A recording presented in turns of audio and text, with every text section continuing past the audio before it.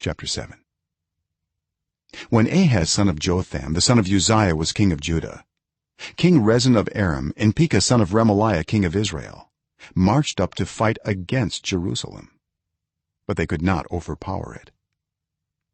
Now the house of David was told, Aram has allied itself with Ephraim. So the hearts of Ahaz and his people were shaken, as the trees of the forest are shaken by the wind. Then the Lord said to Isaiah, Go out, you and your son Shear-Jashub, to meet Ahaz at the end of the aqueduct of the upper pool, on the road to the launderer's field. Say to him, Be careful, keep calm, and don't be afraid. Do not lose heart because of these two smoldering stubs of firewood, because of the fierce anger of Rezin and Aram, and of the son of Remaliah. Aram, Ephraim, and Remaliah's son have plotted your ruin, saying, Let us invade Judah.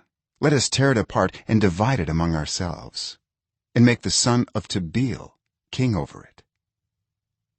Yet this is what the sovereign Lord says: It will not take place. It will not happen. For the head of Aram is Damascus, and the head of Damascus is only Rezin. Within 65 years Ephraim will be too shattered to be a people. The head of Ephraim is Samaria, and the head of Samaria is only Remaliah's son. If you do not stand firm in your faith, you will not stand at all. Again the Lord spoke to Ahaz, Ask the Lord your God for a sign, whether in the deepest depths or in the highest heights.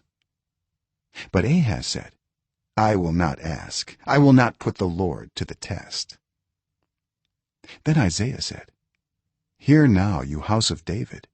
Is it not enough to try the patience of humans? Will you try the patience of my God also? Therefore the Lord himself will give you a sign. The virgin will conceive and give birth to a son, and will call him Emmanuel. He will be eating curds and honey when he knows enough to reject the wrong and choose the right. For before the boy knows enough to reject the wrong and choose the right, the land of the two kings you dread will be laid waste. The Lord will bring on you and on your people and on the house of your father a time unlike any since Ephraim broke away from Judah.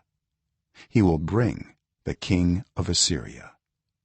In that day the Lord will whistle for flies from the Nile delta in Egypt, and for bees from the land of Assyria.